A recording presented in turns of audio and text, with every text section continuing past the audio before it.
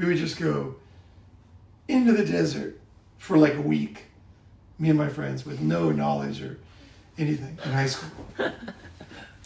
And we would bring like my friend brought tons of cans of Chef Boyardee, Yeah. And I brought like, some kind of Spam and food or whatever. And then we would just take off, right? And then one time we, I think Rex, it was me, Arian, and Rex. Then Rex, I think it was Rex, he decided, those two guys were really smart. Both of them were like super smart. They both went to like Ivy League. And so Rex decided, they played Dungeons and Dragons, these guys. They were like totally into Dungeons and Dragons. Cool. Yeah. But I wasn't. But I was like, I had two groups of friends. I had the cool friends. I actually had several. Yeah. But I mean, I fit into different, like I was like the cool at school, but I had these like totally dorky friends that we would go backpacking, right, in the desert. Anyway, we'd go for like days and days and days and days. And it was so dangerous looking back. But anyway, he decided we're going to go off trail, which is the dumbest idea. We're going to use the maps and compass like the original explorers, right? So we're not going to use any trails. So we're like going through the desert, and it's getting thicker and thicker brush, thicker and thicker, thicker and thicker. And then we get where it's so thick that I'm sure you've never crawled through desert brush. It's like really hard, and there's no leaves or anything. So it like scratches you, right, as you go through it. And so it kept getting thicker and thicker. We were like, should we turn around? But if we turn around, we've already gone through all this shit. We're probably near the end, so if we turn around, we know what we got to go through. We probably just keep going. We'll get through it, And then so we keep having these debates, we should turn around. So we kept going and going and going. Finally, it got so thick, and I had this 50-pound backpack on my back because we weighed it. I think it was like 48 pounds, and with water and everything. It was so thick that you had to be like on the ground. So we're going through this like 120 degrees, and we're on the ground, just getting scratched with the backpack, just going through that, And so finally, Arian went in front of me, and then of course the bush comes back and hits you in the face, and there was a rattlesnake on the bush, wrapped around one of the branch things. Oh shit! And so when it came right up to my face. This rattlesnake, and it was a baby albino rattlesnake. It was pure white, right? Wow. But the babies are the worst. They're the most dangerous. Yes. Because they empty all their fucking poison. Come at the same time. Yeah, they're just like one shot. Yeah. So he's right in my face. This story is not exaggerated, not even a little bit. This is exactly what happened. He like flew right in my. Of course, he's pissed off because he's just hanging out. All of a sudden, these two guys come by with their backpacks. Yeah. And he's flying back and forth in the air. Yeah. And now he's in my face, right? And he's like literally right here. And I cannot move. Because if I move, so many branches will move him. And he's like right here, like in my face.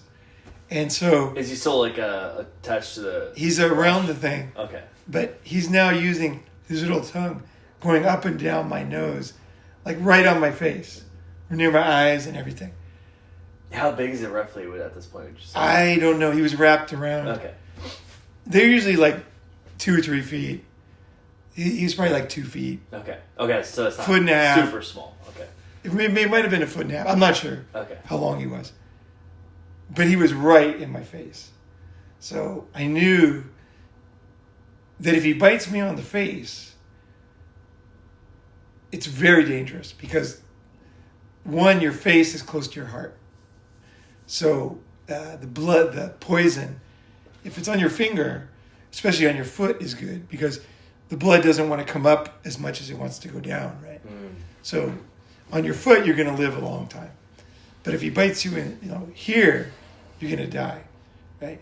So if he bites you in the face, the problem is your face swells up, and you often die of asphyxiation because you can't breathe, because there's no way to stop it, because your face just blows up, right? So I knew a lot about snakes, and I already had a lot of experience with snakes. So he's right on my face, and I'm like, I try to move back, and then it totally moves him. Like, he kind of almost like he came with me almost, because that's somehow the bush. Because I got this huge backpack. I'm like, you guys are in the thick of the bush. We're in the thickest bush. It's not even a bush. It's like being in a bunch of wire. There's no way out, right? So I try to move back, doesn't work.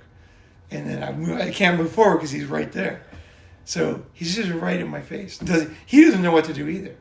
He's just sitting there.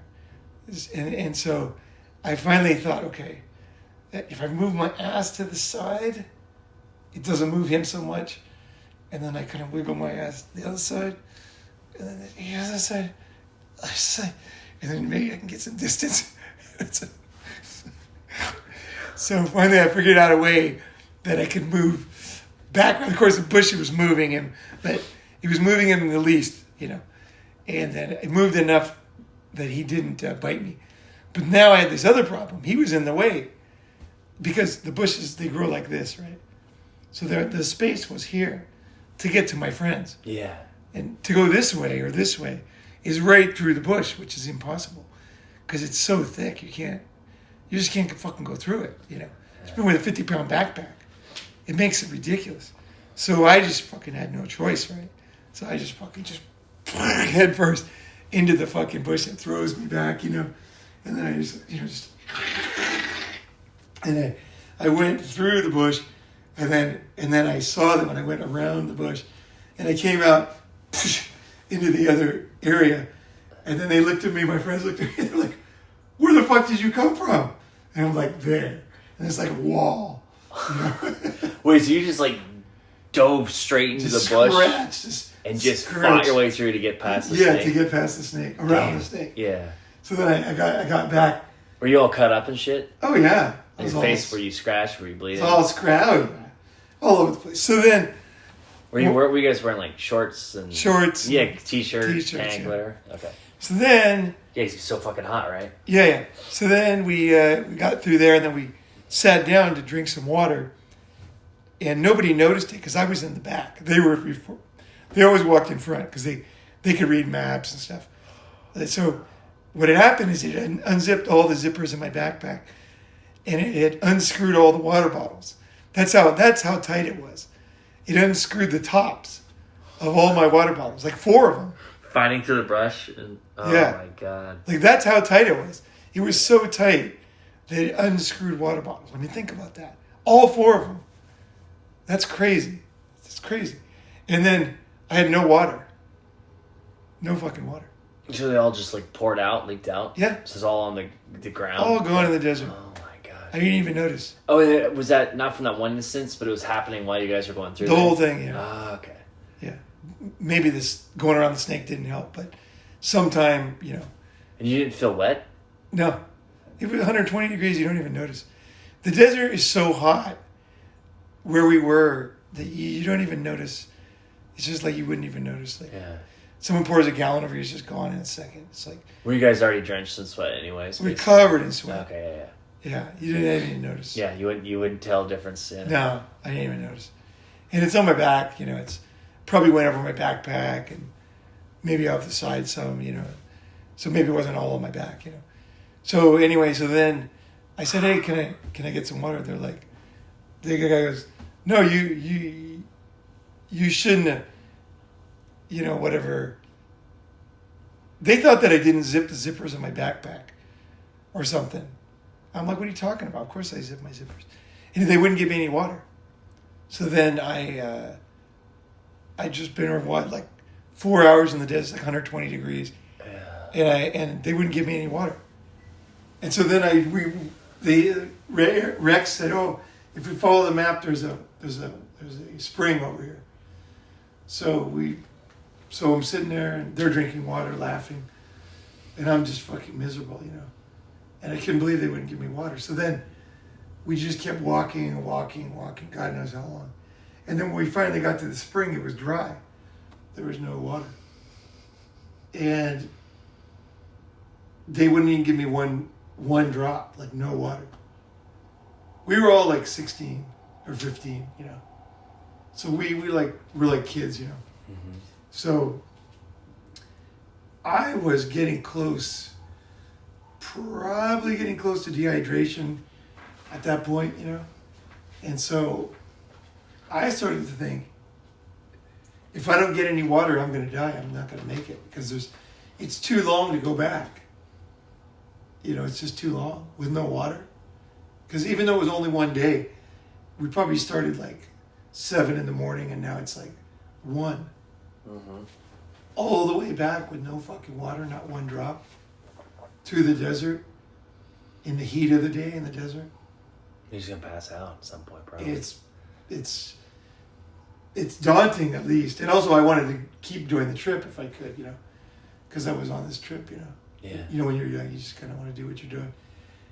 You don't really realize, and then I seriously thought about grabbing this big rock, and then just like killing my friend, and then just grabbing his water. Like, it crossed my mind for sure. Because they wouldn't give me any water. They had tons of water. Yeah. They had tons of water. I don't know what they were thinking. Like, they wouldn't give me anything. Yeah. And I just thought, it was the first time I had like an adult thought like that. Like, it was like, and I could tell it was the right thought. Like, if I want to live, I got to do something, right? I can't. They'll survive the rock, but I'm not going to fucking survive no water. Oh, you just like knock them out? Yeah, knock them out or whatever, you know. Yeah. Like, they'll find a way, you know. Because we're in the shade now. We're like under a tree. So I was like, fuck. And I was like, no, not yet. You know, I can't do that. So then we started walking. And then desert is so weird. We're like on a dirt road now. It's like in the middle of nowhere. And then there's a fucking house. But a lot of the houses in the desert are empty. There was like a house that was abandoned like a long time ago or whatever. There's a lot of stuff in the desert, like weird stuff you just find, you know. So anyway, there was a house. And so we saw it. And of course we didn't think anybody was going to be there, but so we went through the like the hedge. They had this tall hedge. And so I went through the hedge first. When you get to the other side, there was like a gun against my head. There was a guy. He's got a gun. I forget what it was. I think it was a shotgun. And then he said, "Don't move," you know. He says, "You know, what are you guys doing?"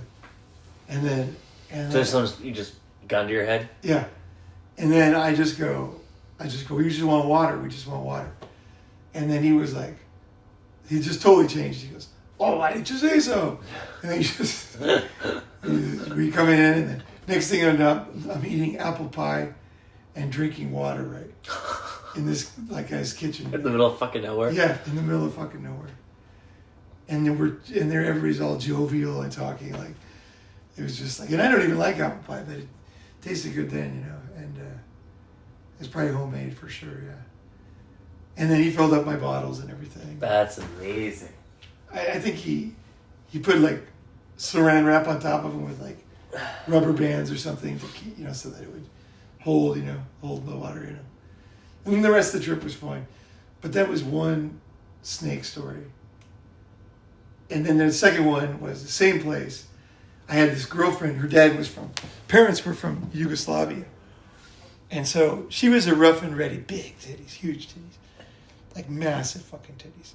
She had a boob reduction when she got older. Because it's not good for her back, you know. Yeah. So the guys would go crazy over her. But I don't like big tits, so I just put up with her. She wasn't really my type, but other guys would go insane. I took her to Italy, and the guys went insane, you know. But so anyway, so she was rough and ready. So I said, let's go do this hike, you know. So we went there. We took our parents, Westphalia, you know, the camper, VW, and then we fucked in there in the morning, and then we started the hike, and then we get down the valley, and then there was like a fucking on the map it said Rattlesnake Canyon, right? But they always have names like that, like Tombstone Alley, whatever. Yeah, it's just all these names. So I was like, oh, but I remember thinking, I wonder about that, Rattlesnake Alley, or Valley or whatever, okay.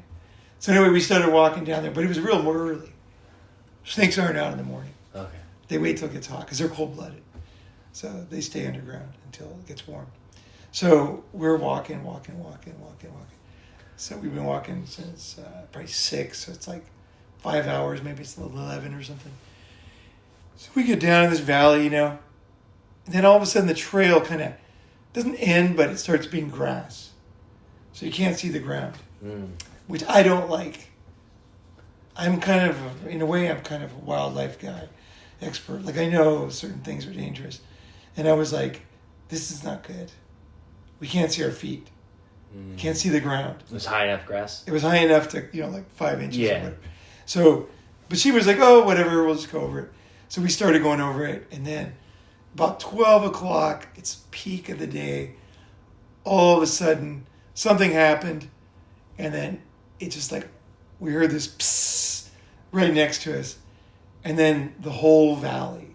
It's like hundreds of thousands of buzzing around us, right? So we fucking... alarm clock. What's that?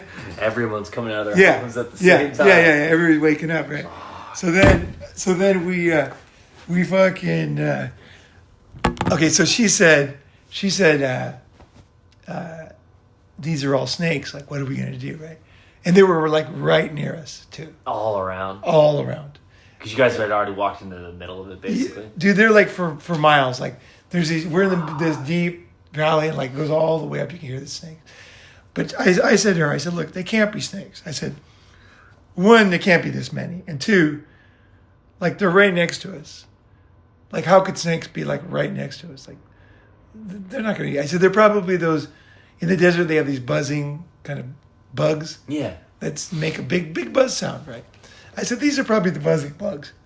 And she had a walking stick. So I said, Tanya, look, calm down. Like, these are just bugs. Like, don't worry. I said, like, for example, see that one right next to my foot? That sounds like a snake, right? And she said, yeah. And I said, well, I'm going to take the stick and we'll move the grass. And then you'll see it's a bug. And then you'll know the other ones are bugs. You guys hadn't moved, right? You're standing still. No, we were standing still. Okay. So then I moved, and it's a fucking rattlesnake right next to my foot. Right next to a big one. Right next, it could strike me at any second, right? Just like an inch and a half away. That's even better, like, baby. Yeah. Come on, what are you worried about? Calm down. Fucking bugs. So then... Well, what did you think? Like, what was your reaction when you saw that? Were you like, fuck, or were you just like...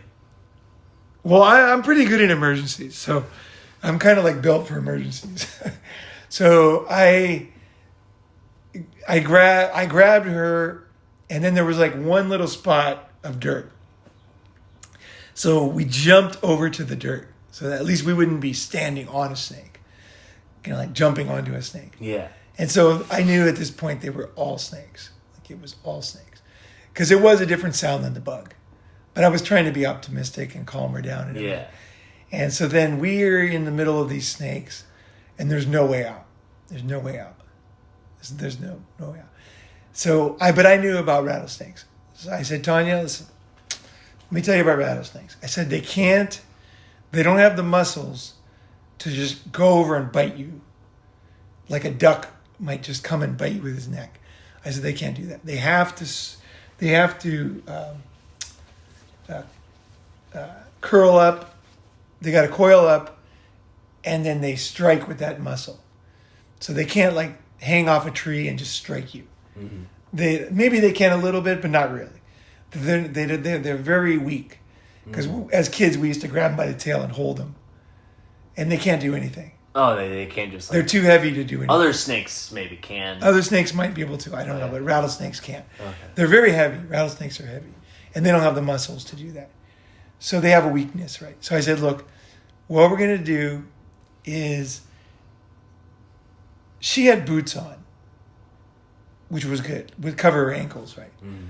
So you don't twist your ankle so much. So I said, look, we're going to run over the top of these snakes. Okay? Do not fall. Do not fall on the ground. And if your ankle gets twisted, just keep going, right? I said, you're gonna run over these snakes, okay? And get to the dirt road part or the trail, and then just keep walking back. Oh, no.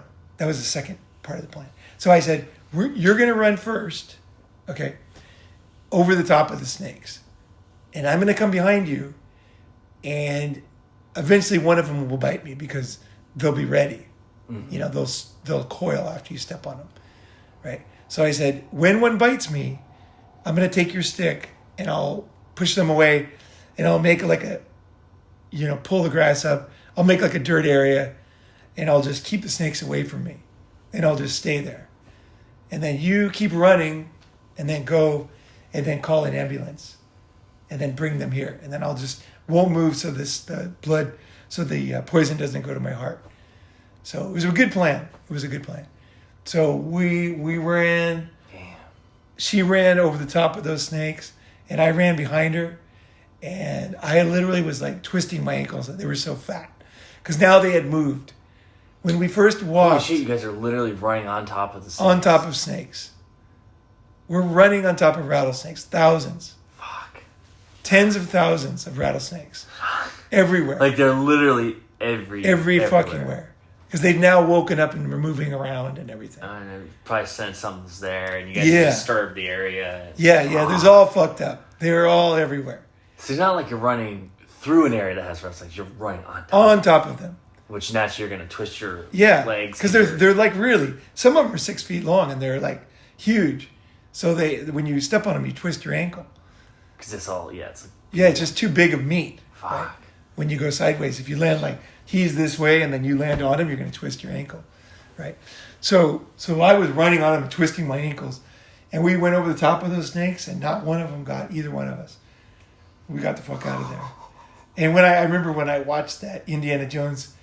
There was a movie, Indiana Jones and the Temple of Doom, and they had all these snakes, and literally what I did was better than Indiana Jones. Like, it was more exciting, and it was real. It was fucking insane. You know what's amazing about that story too, is, and this is not exaggerated, like not even a little bit. Okay. This is exactly what happened. Like, that's the scary part. These thick, ugly rattlesnakes we're running on. They're ugly as fuck, right? Yeah. And they got dirty mouths and stuff. And if you bite, you get bitten. They're dangerous, man. Rattlesnakes are really dangerous. They're not like people think. If you're next to a hospital, you're fine.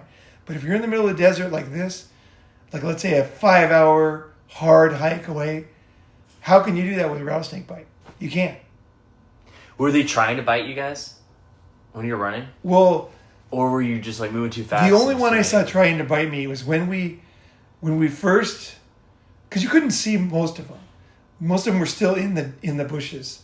You would see parts of them moving, but you didn't see the full until we got to the trail. Then you could see them. But where we were in the grass, were they on the trail as well? They were on the trail, yeah. Oh fuck! But they were already moving at that point. Yeah. But you could see them, so it was fine. You just get around them, But when they were in the grass, it was fuck. You didn't know where they were. Yeah. You just knew they were everywhere. Did you end up whacking any of them, or just running right? Oh, with the stick, there was too many. There was no point. The only thing I ever did with a specific one was when we first saw there was snakes. So I moved it, and there was one right next to my foot, and then I just instinctively jumped back, and I jumped into a bush with a snake at like knee height on it. So I think it was like I jumped back. And I think it was like a dirt embankment, maybe like 1.5 feet tall, with a bush and a big snake right there. So I jumped into him, and he didn't have time to coil. So like it was like when I first realized that he was the snake, I just jumped back into a bigger snake, and then I was just and he was right at my thigh too. Oh my god! That's the worst place. You don't want to get bit in the thigh. It's scary. In the calf is less scary. The thighs, somehow it's more scary to me.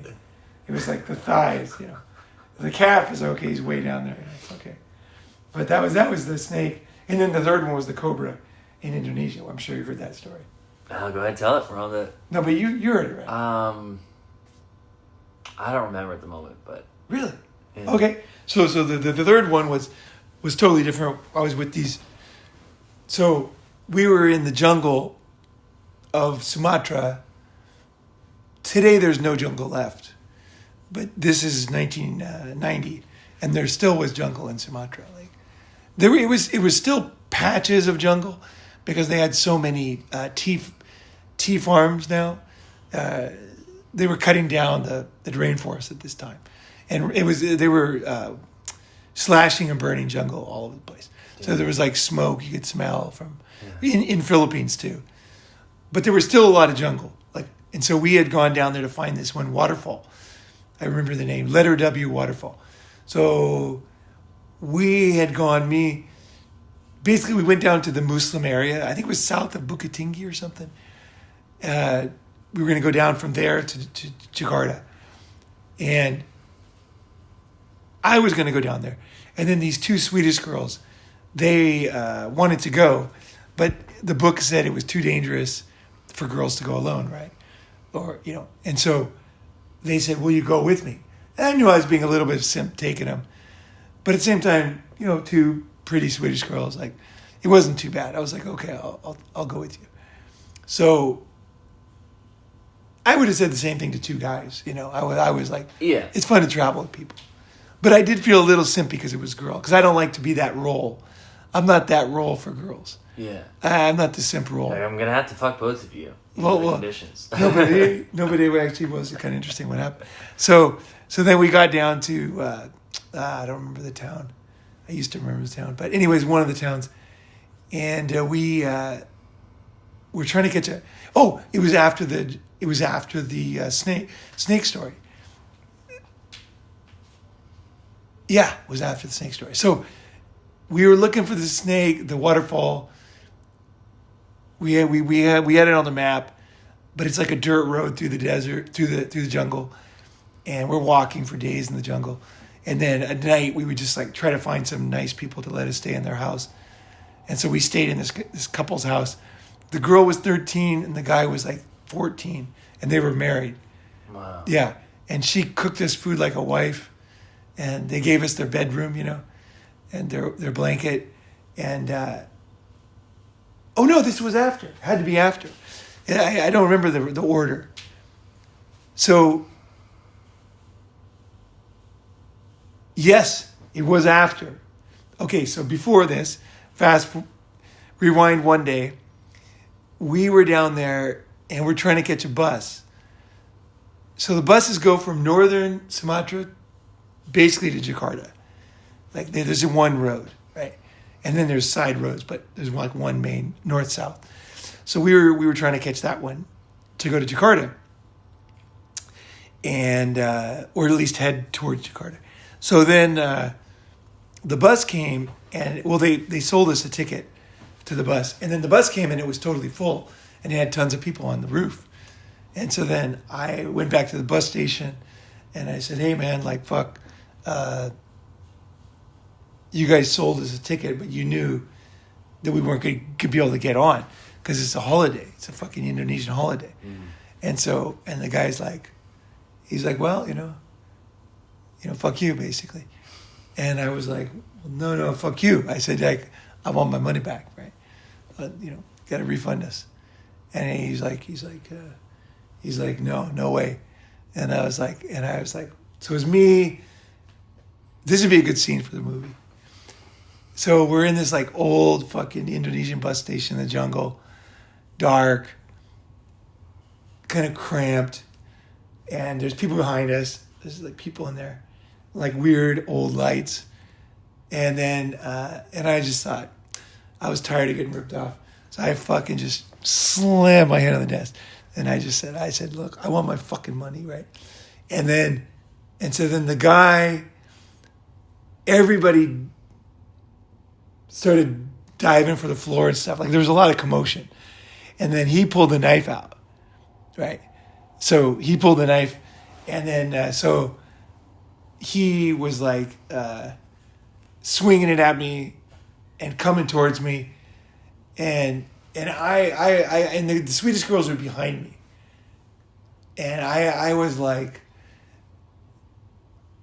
I don't have any training in fighting, right? So I wasn't really that scared of a knife. Like, I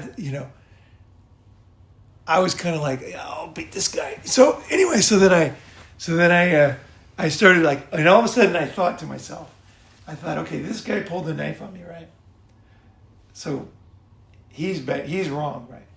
And I thought, I am going to get the knife and I'm going to cut his fucking head off, with the knife. And I'm going to hear the sounds of cutting the dude's head off. He pulls the knife on me, he pays. That's the fucking deal. So I all of a sudden I was energized. And I thought, I'm going to get that knife. And I'm not just going to stab him. I'm like literally going to cut the dude's head off. Because I knew I was in Indonesia and the cops wouldn't do anything. And also they wouldn't do anything if he stabbed me. Like it was basically free-for-all down there in 1990. It was pretty rough. Yeah, there was shit going down in there. So I moved towards him. And the guy was so shocked that I moved towards him and I looked at him. When I had that look in my eye, like even like in my life, I mean, I know this sounds like bragging, just absolute fact. I think I would have been, like I think I'm a natural soldier. Like I am absolutely that way. Whatever battles and evolution that my family went through, I was the survivor of those. For sure, I can feel it. It's just like, it's so natural to me. It's like the reason why it's natural is because he did something wrong. Like I didn't pull the knife on him. Yeah. So I don't have the desire to hurt people. But when someone tries to intimidate me, like growing up with my dad, right, and tries to like humiliate me or like, I'm like, fuck you. Like I ain't going down. I'm taking you out. You know what I mean? So I'm like, I gotta get this knife out of this guy's hand, right? And everything happened so fast. I don't remember what happened exactly. Probably I punched him, grabbed his arm, whatever. So anyway, I got the knife out. I got the knife out of his hand. Yeah. And then somebody turned off the lights. It was like a movie. It really was. It was at night? Yeah, it was at nighttime. Okay. Somebody turned off the lights. Because I had the knife now, right? And I was like, fuck yeah, this motherfucker. So somebody turned off the lights, and then everybody scattered, and there was all this movement, and I couldn't see anything. And so then when the lights came back on, or when I came outside or whatever, he was like not there anymore. And then I'm like standing outside with the knife. And then it was during that period when Rambo movie was on, like Rambo, like Schwarzenegger, or not Schwarzenegger, Stallone. Yeah. So yeah. Yeah. So then I didn't know what to do, right? Because we didn't get our money back, but I definitely won, right? You know what I mean? Definitely, right? So I had this weird Indonesian knife in my hand, and I'm walking through the town, right? And with the two Swedish girls, and then all the kids came out, right? In Indonesia at that time, there were so many young people.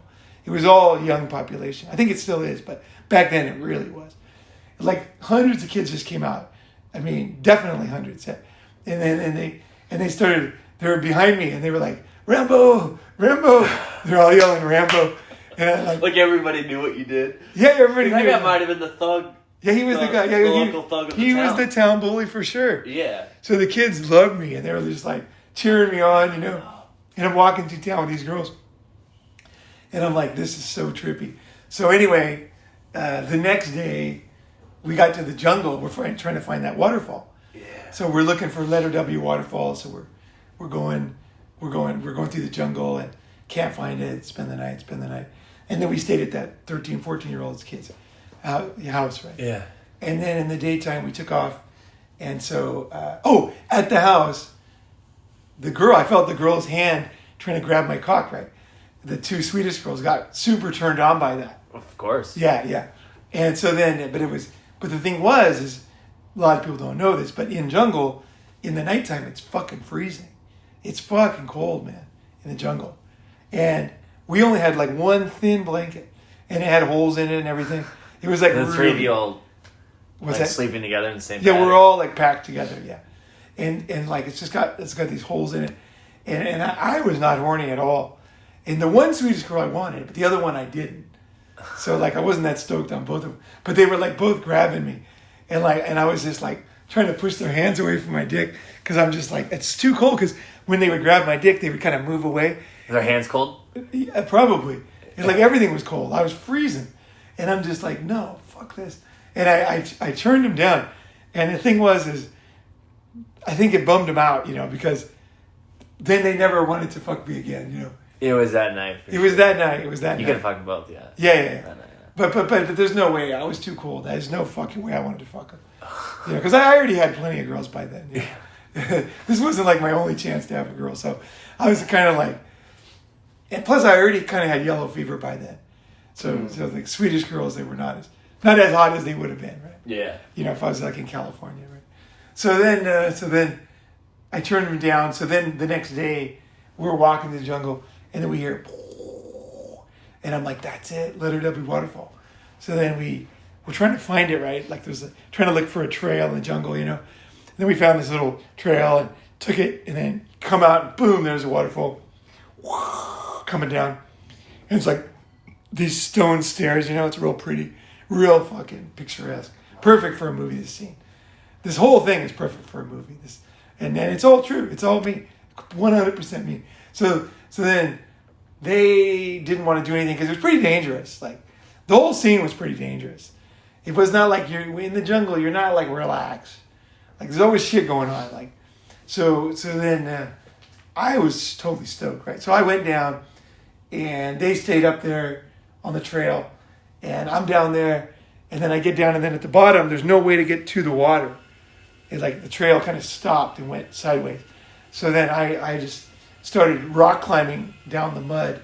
It was pretty stupid looking back. Like pretty fucking dangerous, actually. Because if I fall backwards, I'll fall, 30 feet under rocks on my back, right? In the jungle, right? So anyway, I got down to the water, and I'm down there. I don't even know if it was worth it, but the fucking, the wind from the waterfall was pushing me back, because I'm on these slippery rocks, right? This is a huge waterfall? Yeah, a big waterfall, But I was on slippery rocks, so, I mean, you can go see it now. I don't know. I'm sure it's still there. So, it was definitely the biggest waterfall I'd ever seen. Probably the biggest one I've ever seen in my life, except for Niagara Falls, right? Yeah. So anyway, it's pretty cool. So then I thought, I was like down there. I think they took a picture of me down there. And so then I started coming up, rock climb up, and I was walking up the stairs. It's like a perfect day. Like the day before, I had beat the town bully, and the kids were yelling Rambo. The girls had tried to fuck me. We had found the fucking Letter W waterfall. The weather was perfect. And in the jungle, it's always dark and kind of cold in a way. It's either hot or cold. Yeah, it's either hot or cold. And like in the mornings, it's cold. And then it's hot. And then it's cold. Yeah. So like the desert. Yeah, but maybe it's the same. But the difference is in the desert, you usually have shoes on and clothes, right? Whereas in the jungle, it's you're just sweating all the time from moving and everything. So you kind of have nothing on. So at the night, it really does feel cold. Yeah.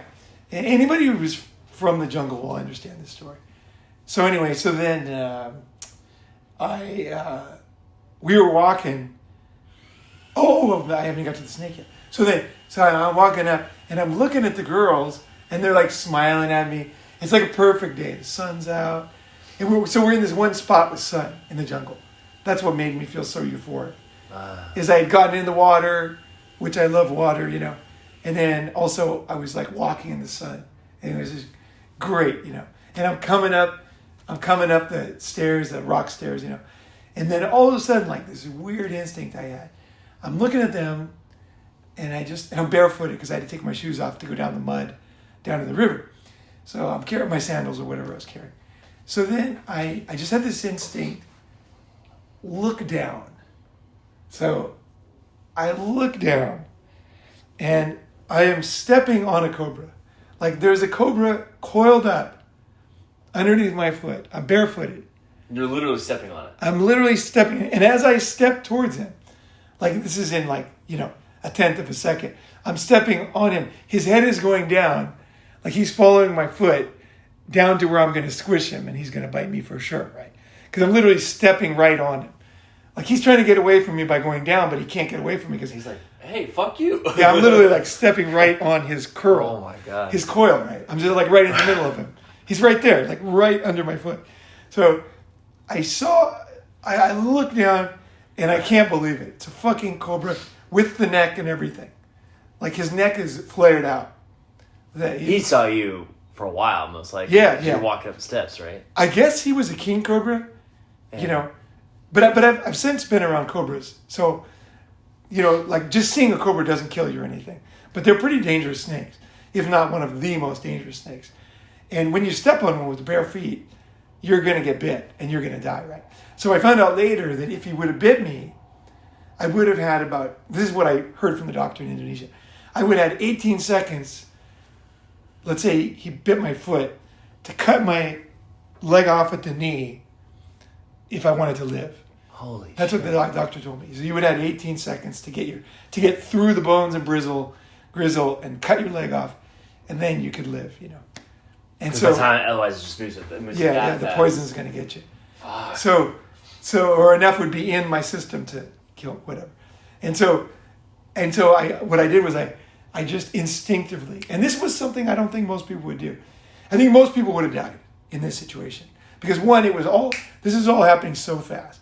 Like I'm walking up fast, so this is all like in like the whole thing part I've told you so far is probably in like 1/10 of a second, 100th of, you know, it's really a short period of time, right? And so I'm stepping on him because now I'm down towards the snake. Like his head is there, but the rest of his body is all curled down. So I'm way down there. And then I thought, what can I do? And because I used to dive, you know, when I was swimming, and I just did a back flip dive. Okay, but I knew I was diving down basically a cliff of rock stairs. Like I couldn't like halfway do it. Like the only way I could not step on the snake was by doing a full dive backwards into empty space, Holy down shit. the cliff, down to rocks. So I'm not even just diving on the ground like here. I'm diving like however 20 feet down. You couldn't dive into the water? It wasn't like... No, the water's like way down there. Oh. No. So I just like, and I just made that decision. It's better to get paralyzed than it is to die, right? So, or whatever, you know. So I just like, dove backwards. And I must have done it with one leg, because the other leg I couldn't use. And so, yeah, I must have used one leg. I was in pretty fucking good shape because I had been working at the sawmill. I had been hiking, climbing a lot of mountains. I had climbed like a 42-kilometer mountain in China, alumni. And so I dove, and then boom, boom, boom, my head hit the stone stairs as I went down. I remember that, like straight on my head on stone stairs, like 20 feet down with nothing blocking me at all. Just like rolling? No, like imagine diving backwards and landing on the corner of a stone stair with your head. Oh, fuck. Just like your neck, your head just like flies back and forth, and you know, it just like hits right on the head. And then I just went down. So it's all fucked up, you know. But I got up, you know, and then came back up, and then I had to wait for the snake to move, right? And then when he moved, I walked past him, right? And so then I came up to the girls. Were you bleeding? Like, did you? I'm sure I was bleeding. Okay. I was all fucked up. The shit was happening all the time. Yeah. So then we walked up there, and then we walked like. This all happened so compact.